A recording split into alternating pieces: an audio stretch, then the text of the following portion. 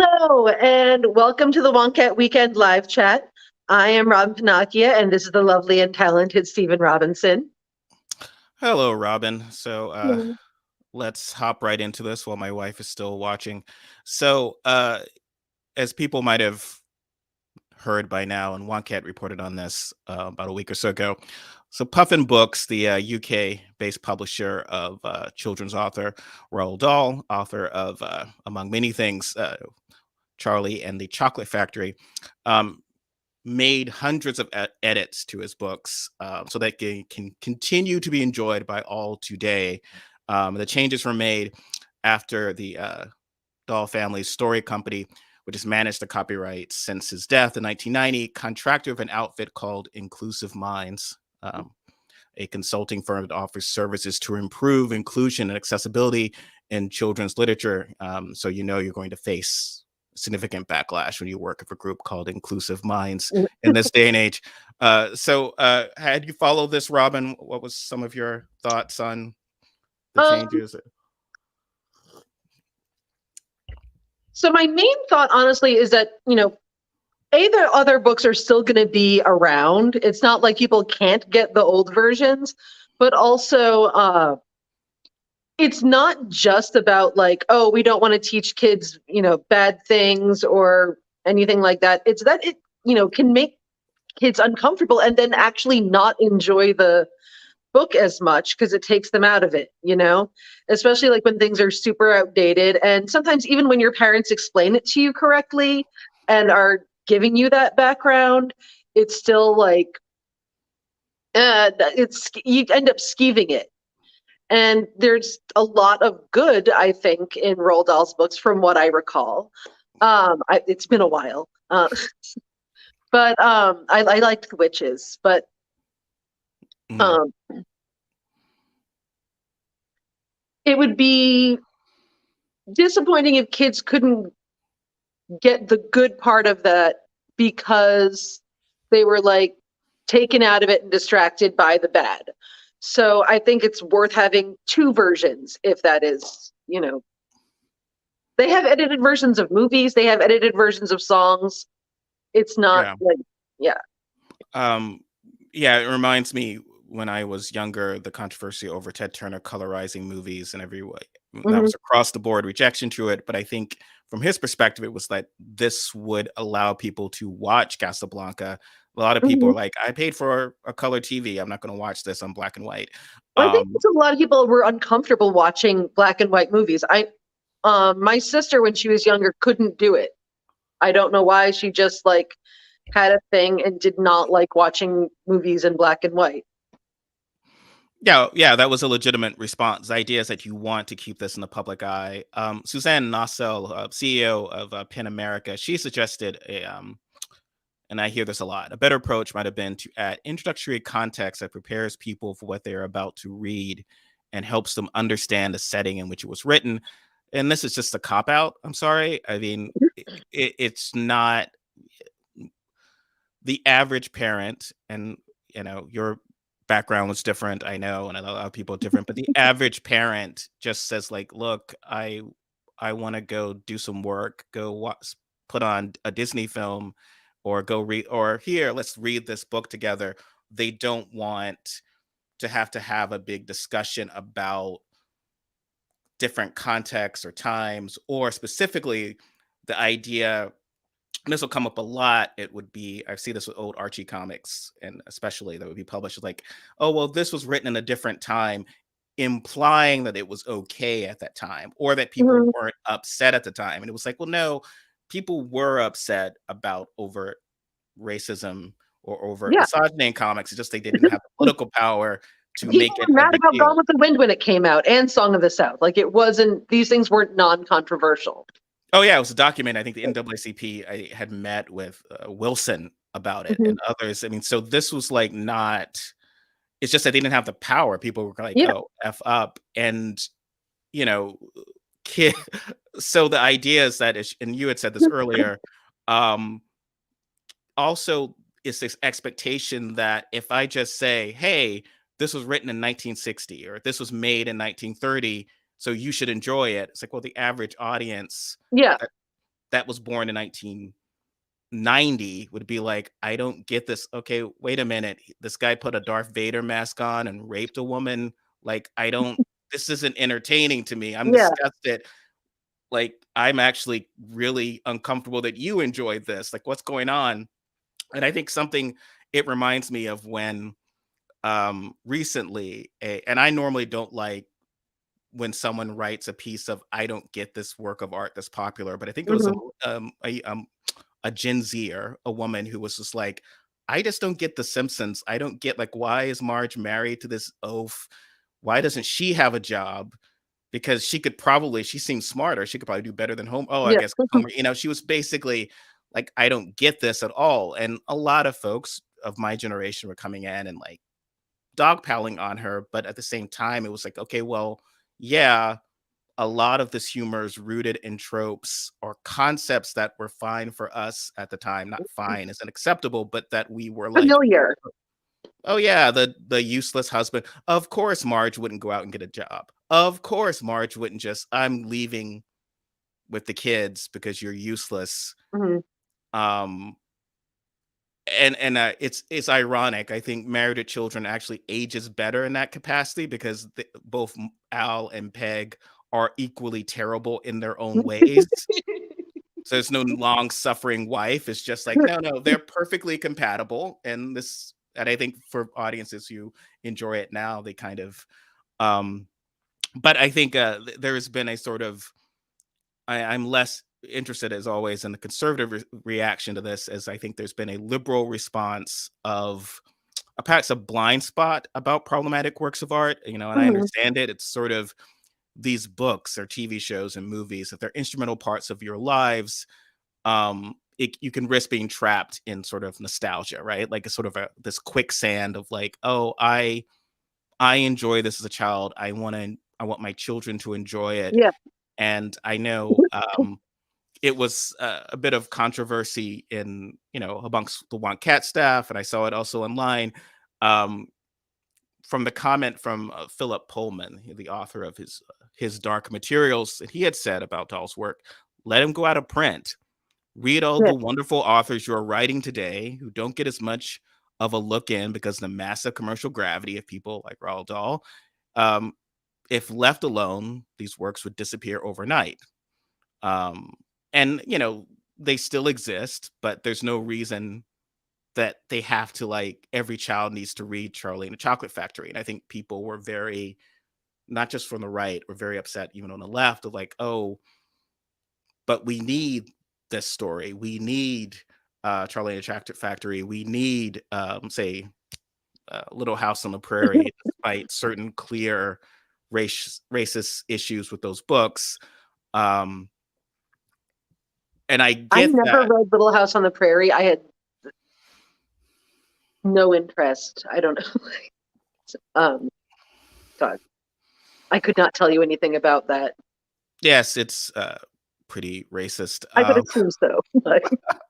I mean, but it's fine. It's not like, okay, well, I want to pull these from the libraries or whatever. I'm just saying, like, it should not necessarily be part of the American canon where you must appreciate this every year or must read this or something.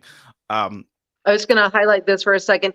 It's actually pretty okay and only about the same amount of annoying that it was at the time, as far as why is Angela super obsessed with Jordan Catalano, a dude who really is not all that interested. I mean, yes, he's super hot, but he has absolutely nothing to say about life. And that was annoying when we were kids also, I believe. So I have seen, I did do a rewatch of My So-Called Life. And the Christmas episode with Juliana Hatfield will still make you cry your face off. Yes, I recall being quite critical of that series when it aired when I was reviewing in college, but I was certainly not the target audience. What's his face is still the fucking worst. Also, Brian Krakow, he was the worst of all humans, I think. He was like the original nice guy. And I did not like him back then either, when he was supposed to be like, oh, I'm the good guy who just has a long-standing crush on Angela and am going to be shitty to poor Delia Fisher at the dance. Thank you, one other person who knows what I'm talking about. But but it's interesting. Charlie in the Chocolate Factory has clearly a lot of problems. This is a book written in 1964. The popular movie with Gene Wilder was 1971. I'm sorry. I said who I love. Yeah. And Wonka is depicted as a kindly plantation master. There's no getting around that. So in the first version published, the Oompa Loompas were a tribe of like 3,000 black pygmies who Wonka had essentially transported from the very deepest and darkest parts of the African jungle where no white man had been before. It's a direct quote. And he keeps them in this factory, and they're replacing the white workers he'd fired. And he fired the white workers. I guess there was there was like one leak. And so he essentially like fired everybody. And the idea is that his slaves are going to be more trustworthy, which goes from is that sort of benign paternalistic racism, but the idea that they are also, though, that they lack essentially the free will to choose to betray Wonka. They are just too essentially they're domesticated animals. And again, there were complaints. He was upset about the complaints from NAACP and other groups. Yeah. But by 1971, they became the popular orange little people at the time. I think they were called dwarves.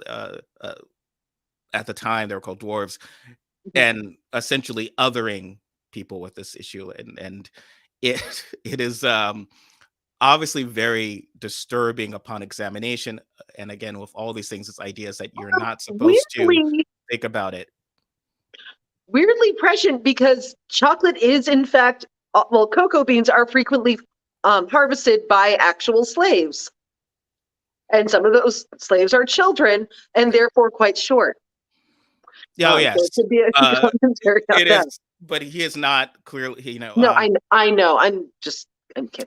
Not he sort is of. not sort of satirizing it. It's always sort of the deep importance to make that connection sometimes. It's sort of this art is satirizing something that's bad, and this is not, or essentially glorifying it as if the hero. I wanted to play something from the YouTuber Adam Ragusa. He was talking about Willy Wonka, and I found it, rather than just sort of steal it from him, I would go directly to him. Just because Willy Wonka is enslaving the Oompa Loompas doesn't mean that the author, Roald Dahl, is endorsing such behavior. It is simply the case that in this particular instance, the author, Roald Dahl, is actually endorsing the behavior. You can debate whether Willy Wonka is the hero of the story or if it's Charlie, but Wonka is definitely a hero. A complex hero, a dark hero, but a hero. The story tells us that the Oompa Loompas work for Wonka because he saved them from the Vermicious Canids, but no one ever asks the Oompa Loompas for their side of the story. And even if you do save someone's life, that doesn't obligate them and their children and their children's children to manufacture chocolate bars for your massive food and beverage multinational in perpetuity. Hey, Wonka, if you're looking to divest your holdings, maybe give the factory to the Oompa Loompas instead of to a random white child named Charlie whom you literally found off the street with a literally random selection process. I mean, the Oompa Loompas should own the means of production. Yeah, well, yes, that is, and I think for generations now, we've watched this and not gotten the idea. But wait a minute, why isn't Wonka giving the factory to the people who work there? Why is he giving it to this to essentially some random white kid? I believe originally the idea was that the character would be a black child. That didn't happen, but it's still not it's not a great look. Some of the changes had been to Augustus Gloop, so it's less about him being this quote unquote disgusting fat kid, and they kind of just call him maybe different names, but essentially his crime is that he really enjoys the product Wonka makes. Yeah. To sort of unfair. Too much. He likes it too much. I mean, honestly, also Violet Beauregard also just wanted to have some fucking chewing gum, which I don't think is a huge ask. I still see certain adults in the room type folks online who will refer to people who demand, like, why isn't Group assault, yeah. yes, I want A my very Oompa good Loompa band, now. by the way. And that is this idea of her is a pretty misogynistic depiction. I mean, not implying that all women are terrible or all women are Veruca Salts or all women who kind of want something and say, this is what I want and get it are essentially terrible people, but she's not depicted at all well. Nor is Violet. Violet's problem seems to be mostly that she is just quote unquote bossy, perhaps. Which is like one of the more evil things that you can be as a woman. If you want stuff, if you tell people to do stuff, that's really where you fail. And as a man, I guess if you are slothful or oh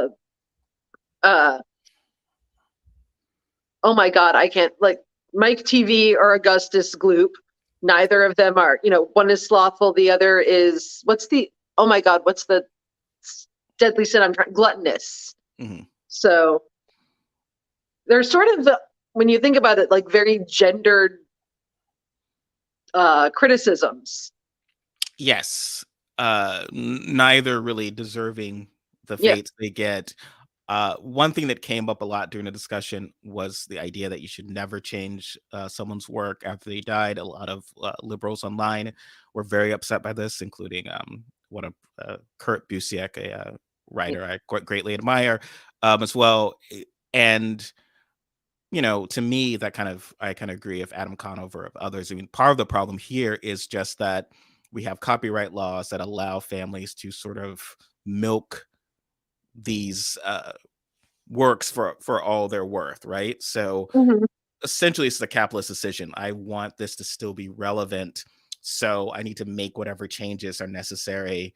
And obviously I'm not, because if you're not allowed to make any changes after the author dies, sort of, and that money train then ends, okay, but they sort of want it both ways, where they want to still be able to have the money train while not making any changes, which is not necessarily possible.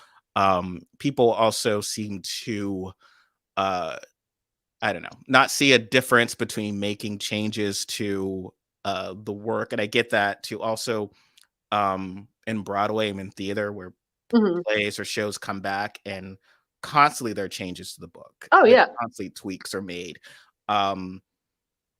And you don't, and in many cases you don't really keep the original. I think is very, unless you're a geek like myself who can kind of track the changes that have been made to Chicago over the years or whatever. But no one looks at the original book and like, oh, this is what Gypsy was like in 56 and now it's like this. It's like, no, they just sort of subtly make artists were people to enjoy, and I do get the idea of people wanting to be purist about things, but art itself isn't that. I think that Roald Dahl actually did make changes to, and I think, no, that's Dr. Seuss who made changes to his books during his lifetime. And I think that therefore, if you, things can't stay the same forever always. And even if, sorry, I'm sort of blanking right now. I'm a little ADD this morning.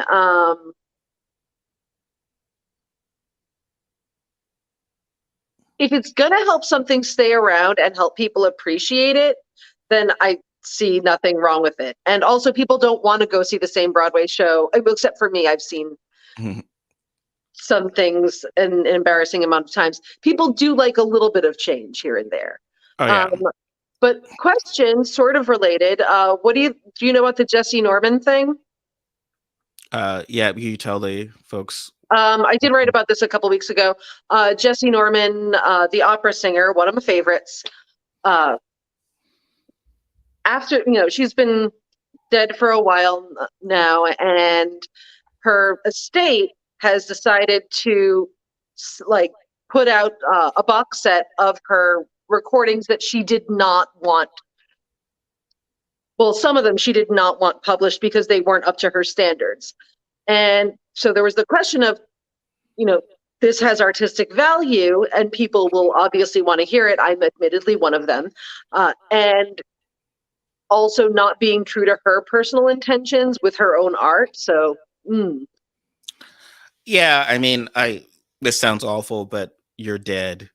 So it's like, if it, to the extent that inheritance and people, this is the discussion for another date.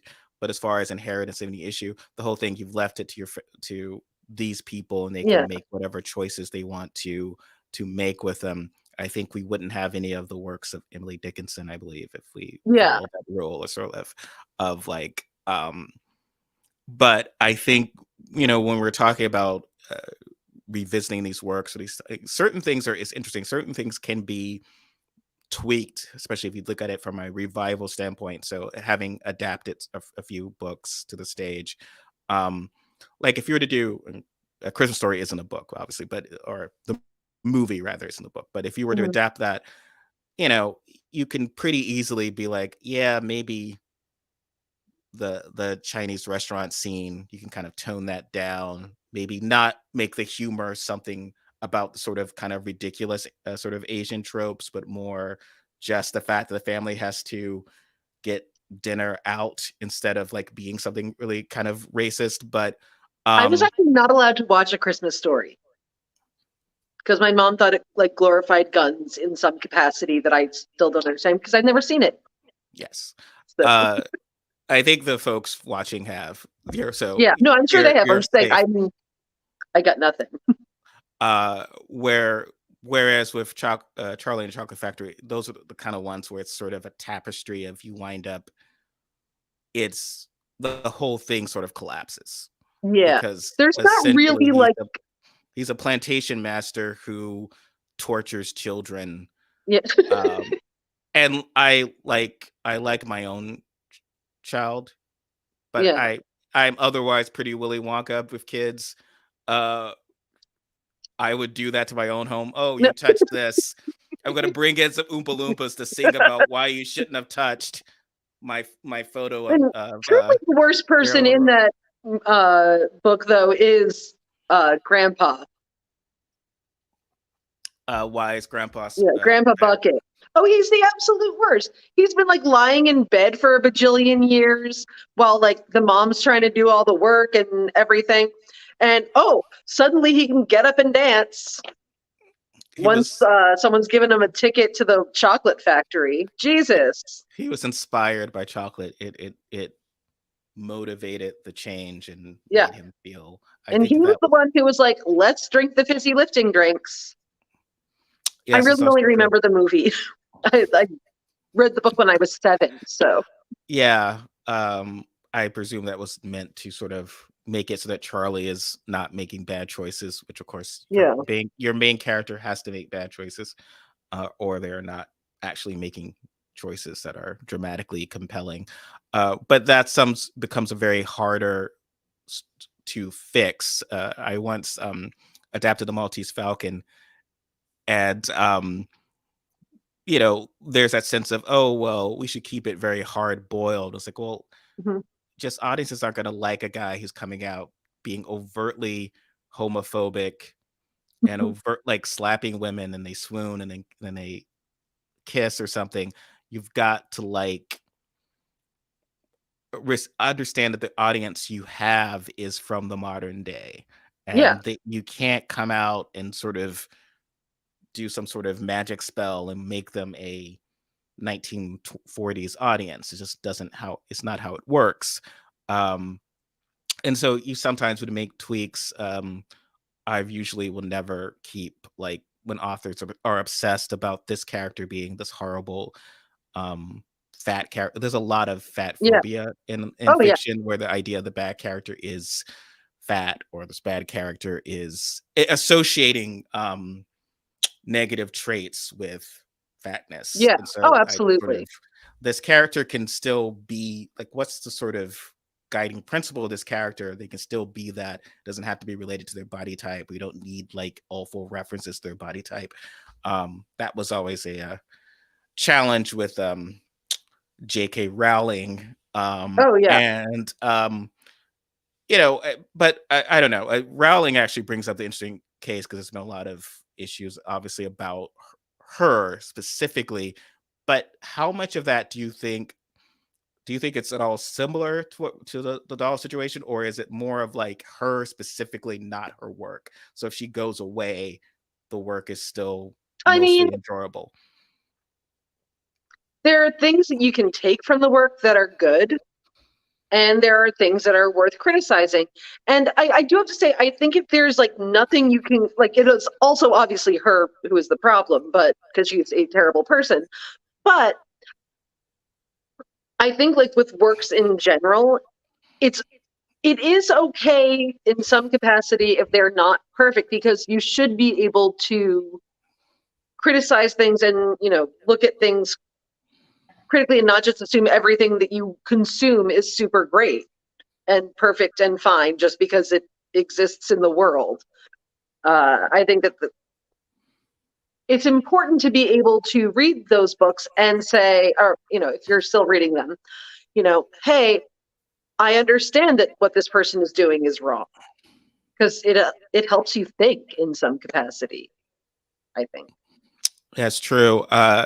I actually wanted to read something that was written by another quite famous children's author.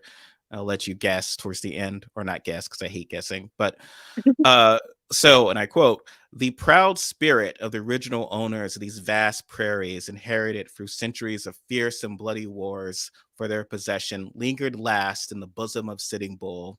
With his fall, the nobility of the redskin is extinguished, and what few are left are a pack of whining curs who lick the hand that smites them. The whites, by law and of conquest, by justice of civilization, are masters of the American continent, and the best safety of the frontier settlements will be secured by the total annihilation of the few remaining Indians. Why not annihilation? Their glory has fled, their spirit broken, their manhood effaced. Better that they die than live the miserable wretches that they are." And so that was L. Frank Baum, Yeah, that does not surprise me. author of The Wizard of Oz. Yeah, no, he was a terrible person. But I do think, look, he's dead and rotting, or rotted, because it's probably a long time has passed. And so go ahead, enjoy Judy Garland in Wizard of Oz. This is, And everything else except, well, okay, there are a few things you should not enjoy Judy Garland. her blackface performances. Yeah, aside, no, not good. but, not good. Oh, actually, super relevant. When I was a kid, I was watching like one of the classic movie channels, and my mom had never gotten Babes in Arms for me, because that's usually how I watched movies. My parents would get me movies from the movie store, and I was like, oh hey, it's Judy Garland. I've never seen Judy Garland in this movie. And they had the blackface scene in there, and I was so horrified, and I was actually like really, really upset, because I had loved Judy Garland so much. And I think a lot of versions take that part out of the movie, which is, I think, advisable, because then people, children will hate Judy Garland, and also be somewhat traumatized. So I think that's another example of, it actually helps the movie if you take out the really jarring, super racist part. I've never seen it since. I was scarred for life. Did not. Oh yeah, I mean, I first saw on the big screen Duck Soup almost 30 years ago in college, and then later in New York City they would show it at the Bryant Park movies in the park. And each time there's a racist joke that's made. And it's like, imagine everyone having a fun party and just record scratch. Yeah. And it just Well, derails. they've been taking that out of television broadcasts since the 60s.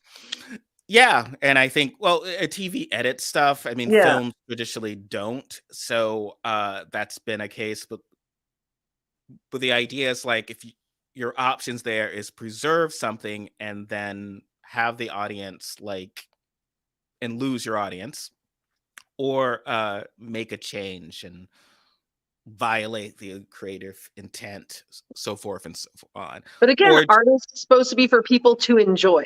So or just say this exists. If you want it existed, but it moves on. And again, everything's about an audience, right? So there's a period where I'm a big fan of the TV series The Avengers, and there was a period where the chances of the first Diana Rigg and Appeal season being released on a Blu-ray, DVD, and streaming on iTunes would be unlikely because it was in black and white. There's not a big market for black and white now because, again, when I was watching stuff with black and white, it's like 25 years ago. Now we're talking about 58, 60 years. They're getting to a point of like most audiences are like, what am I watching? And so they were like, well, perhaps it will invest in colorizing it itself is a big expense. Would that be worth it if you could have it? For me, it'd be like, I love it. I think it's beautifully photographed in black and white. I would take it in color if that was the only way I could get it. And I already have the original black and white, like a DVD form. yeah, That's fine. Fortunately, it was released on iTunes unchanged. But sometimes there's like, it's a capitalist society. People have to make a choice beyond what well, I if you're will going to accept. actually continue to sell something, it probably does have to change a little bit to some degree so that people still want it. And you know, we both love old movies a lot, but there are a lot of old movies where things are truly horrifying, and that doesn't mean they're entirely worthless. I still think it's important to see It Happened One Night for a lot of reasons, mainly getting jokes, but because otherwise, how are you going to get what people are doing when they're hiking their skirt up to go hitchhiking? But we've talked about the end of that movie before. That is absolutely horrifying. If people don't know, Claudette Colbert's dad talks to Clark Gable and is like, oh, you know what she really needs is a guy who will take a sock at her once a day, whether it's coming to her or not. And that is fucking horrifying. Mm-hmm. Yeah, those are the a lot of those comedies, they kind of all go back to Taming of the Shrew. Yeah. The idea of a woman needs to be broken. So you have a really wonderful, interesting character, this woman who then is broken by the end. Mm-hmm. And Taming the Shrew is fascinating as well, because I think that's one of the ones where everyone tries to redo it and tries to kind of come up with some way of not making it what it is. Well, maybe have her wink at the audience, or maybe have whatever, but no, it's what it is. We did a production like that when I was in high school. Really tried for it. Although, big fan of I Hate Men from Kiss Me Kate. Yes. Well, Kiss Me Kate has, good audition song for me. She has a woman assaulted on stage, but I think the most recent version I saw of it in Seattle with the great Robin Herder, who's wonderful. It was they both spanked each other, which I don't know if makes the situation better. I think you're kind of stuck with the sense of this is what this story is, and I saw sort of some high school kids doing a version of it through the theater company I'm involved with here in Portland, and it was interesting. They all, male and female, were booing the male lead, and which they should. And what we interpreted from it is like, well, yeah, they are not viewing this as a comedy. They're viewing this as a tragedy, or rather like a dark tragedy where this cool, wonderful woman is broken by this guy. And there are tons of things where you can say, I love this villain. This villain's badass, but he's a terrible villain. And here's what he does. And in that context, they were actually responding to it. And it's almost so you have to sort of lean in.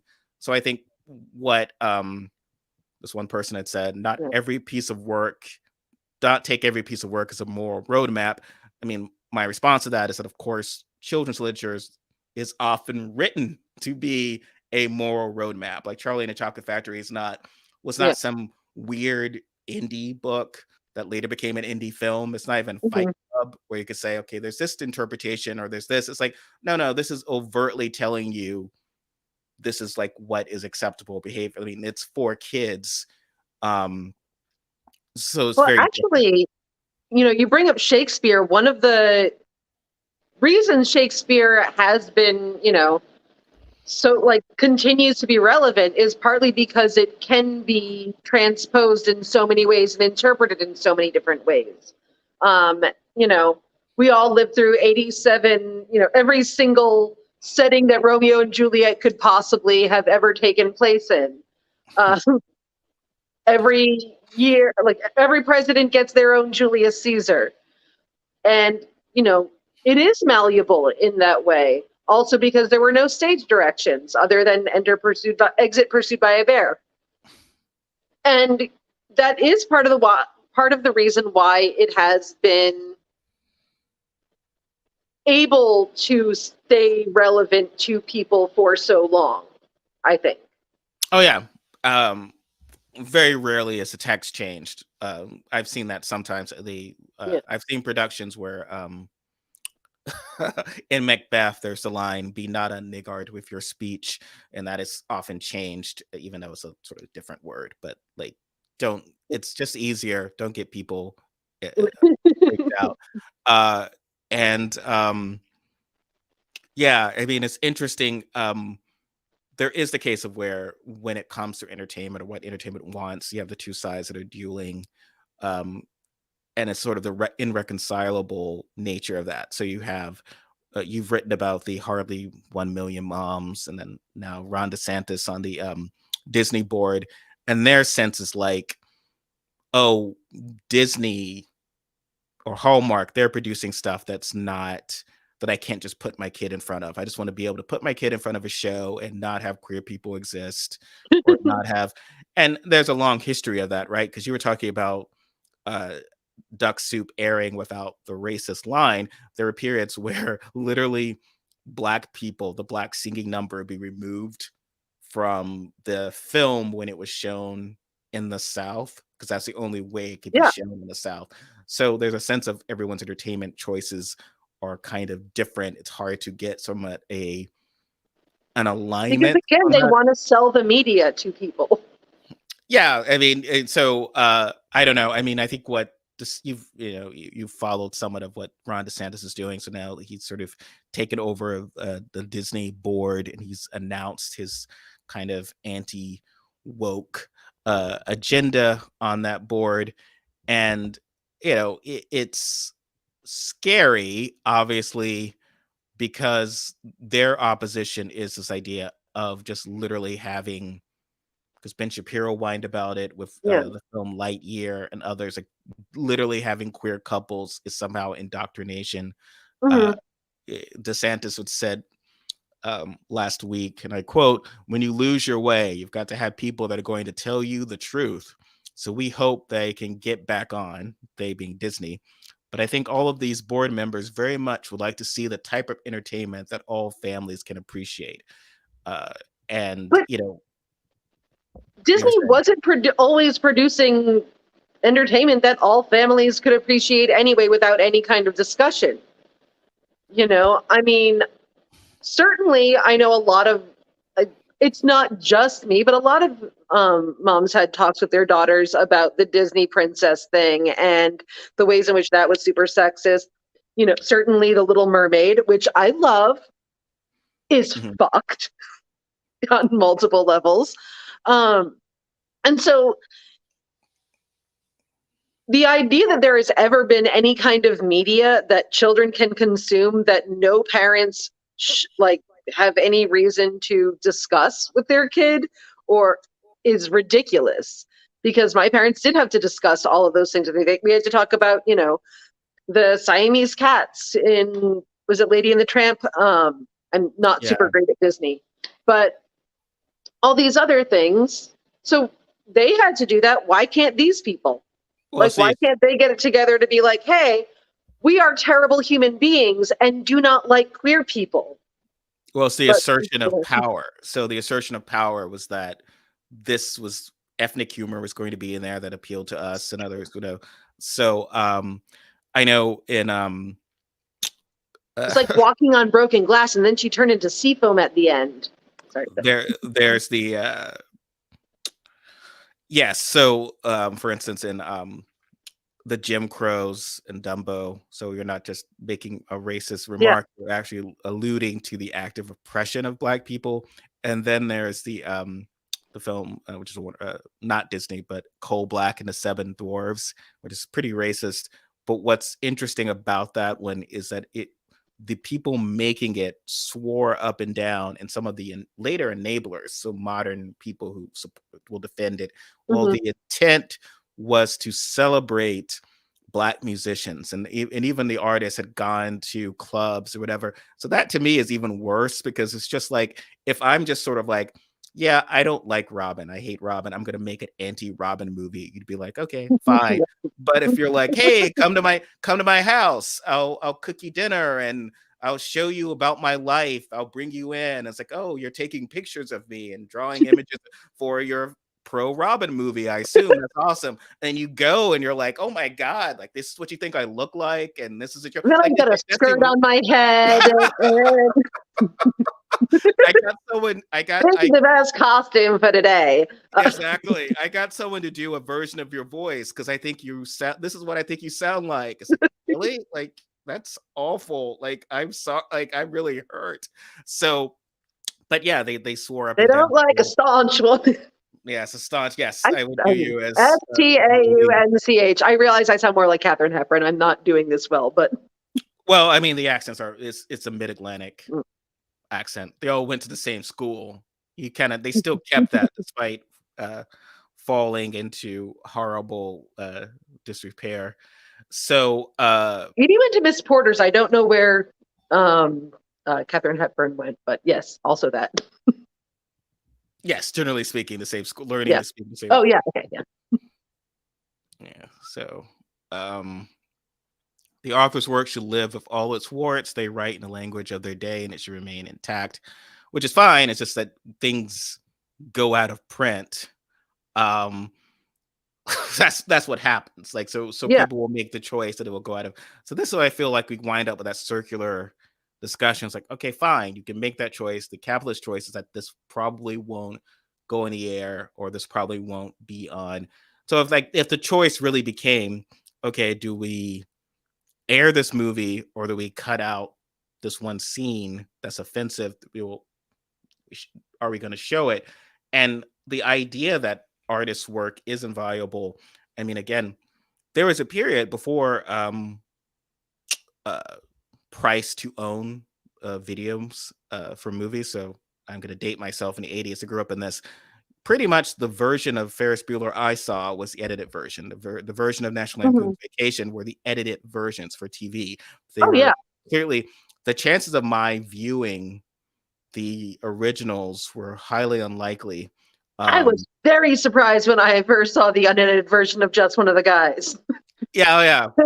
I think that was like a comedy. It was on Comedy Central a lot. Yes, like every day. It was that and Earth Girls Are Easy. Yes. Which is where I first fell in love with Jeff Goldblum, obviously. But I was a big fan of Julie Brown's "I'm a Blonde" song, and it was great. That was a great movie. But again, I saw that also highly edited. Everything was like really edited. That's the only way you were actually going to see it. And otherwise, we're saying, okay, we never change an artist's work. We're not going to take out. They do it all the time. I mean, there's radio edits. Radio edits exist. Oh yeah, because then if you didn't do that, certain songs would never get radio play, and then you would never, and you would most likely not have the sales you would have of the actual album, or you would never see these movies or read these books. So people are making what I consider choices to maintain the capital that they're bringing in from the revenue they're bringing in from these books. That's what it is. That's fine. I am also on the side of like, okay, well, don't make the change and let the books fade away. It's not the worst thing to happen. Let new books from other people come out and from women And if people still want to read those books, they can. I mean, it's not. I don't think it's necessarily this big, like, you can only have one. Like, there can only be one choice, because you can have both of the things and it's fine. Like, Yes, I think and now of course the most controversial aspect of just one of the guys yeah, is of course would it would not be the language or yeah, the sexual situations. It's or the just, boobs. Like, oh yes. that was I'm not kidding. Somehow our dad had like the worst timing for walking into the TV room. My sister and I were watching TV. He walked in at that exact moment, and we are traumatized for life. He was like, "What are you girls watching?" Like, at the boob part. It was really awkward. I think the Silver Streak, someone had asked, should they cut out the I black don't know what that scene in is. Silver Streak? It's a one of the Richard Pryor Oh, Gene yes. Wilder Okay, movies. sorry, yes. And that is as the great Eddie Izzard had discussed, and I agreed with him. He was talking about how Richard Pryor is sort of in control during the whole scene, Mhm. and it's really making fun of how absurd Gene Wilder looks. It's not an actual Yeah, successful. It's not Soul Man, where literally yeah. Oh, that was not. Also on Comedy Central way too often. I was uh, a kid and I was like, "No, this is wrong. I know." well, Soul That Man is was so it would be a very popular movie now because the whole thing is the pretense is this kid um his only way to get into Harvard is to, or Ivy League school, I presume it was Harvard, I haven't seen the film in ages, is that he must be black because everything is so fortunate. It's so, the world is so easy for black people. And yeah, apparently that there was no black person who was going to be, that he was, whose spot he was yeah. taking. No, it's going to be And him because he was better than all of the other real black people who applied for that particular slot. Which is like what they actually think. I mean, if you look at all these lawsuits, they're like these people who sue schools because they think that they didn't get in because they're white. They always think like, oh, well, if I were a black person, I would have gotten in because no chance that anyone's better than me. So that's amigo for you. yes, it's a very mediocre white folks.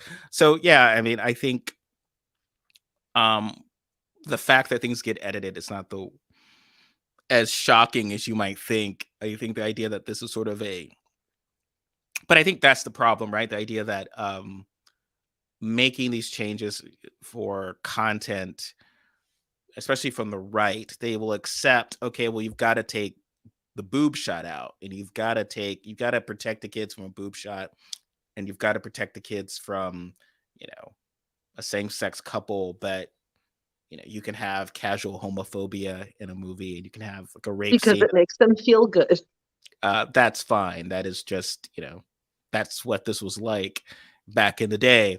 Um, yeah, I think it is interesting. And I want to go back to, I know again, a lot of liberals really they love certain things, want to hold on to them, but it's okay if things kind of fall off or fall away.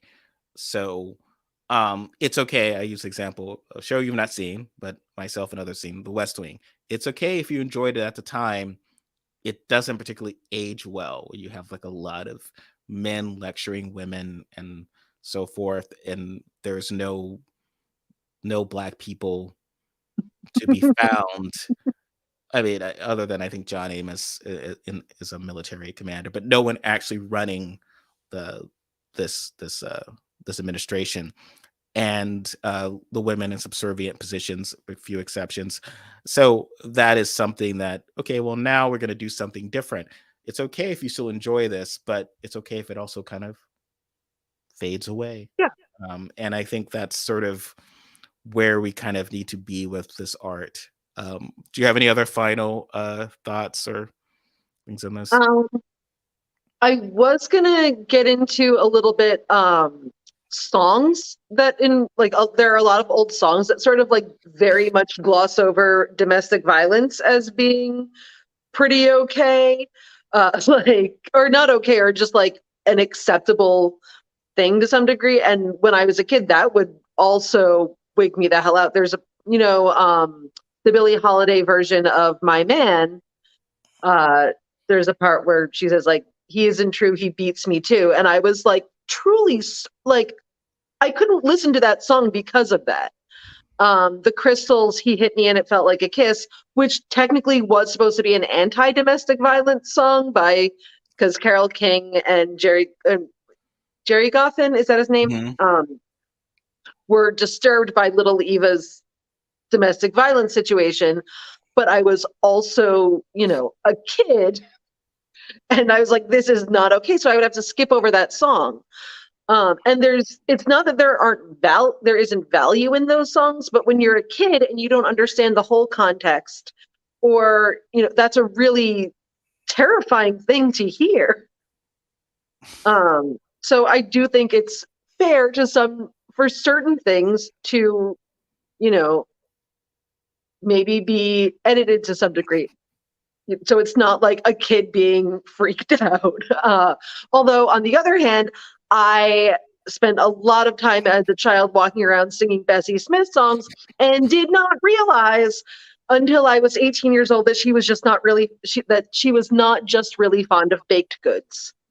I actually had to pull my car over on the highway because I suddenly realized what the lyrics to Kitchen Man meant. It was very awkward. Very, very awkward. It's not good. Yes. She did not just like jelly rolls like the pastry. It was and songs are often changed as well or tweaked or whatever. I mean, I think now people are making a bigger change of that, but yeah, no, I thought that was a good mention, the To the Moon Alice thing. Yes, is gonna hit her. He never did, if I recall correctly. Not quite like, and it didn't seem like she was in a abusive relationship. As there's some songs that kind of glorify the abuse of a partner. Yes, every person should have to take a test before they can listen to Every Breath You Take, which is a stalker song. Yeah. Stalker songs. My favorite though is Clay Aiken, If I Were Invisible, which is the most terrifying song on earth. It is the worst song, and I am obsessed with it. The lyrics are like, if I were invisible, I'd just watch you in your room, and you're like, no, thank you, Clay Aiken. That's like isn't that like that soulless angel drawing Buffy, who apparently for a Slayer is a very sound sleeper. Wouldn't her Slayer powers, like, I would notice if someone's drawing me in my room and I have no Slayer powers. You cannot wake me up for any reason. When I was a kid, my dad like refinished an entire basement around me while I slept. Did not wake up. No, that's why I have like 4 alarms every morning to try and like wake me up. It's bad.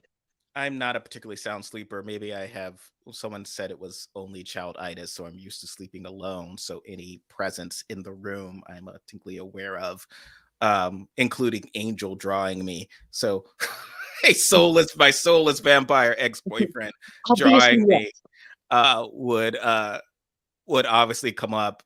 The Invisible song reminds me of one of my favorite Steve Martin routines, where he's hits on some women and they just completely ignore him, and he just says, oh my god, I'm invisible, I have this great power, and he kind of goes on about what he's going to do with the power and how he can help the world and everything, and he just sort of jump cut to the police taking him out of the women's locker room, because that's the first thing he obviously did. He's like a gross guy.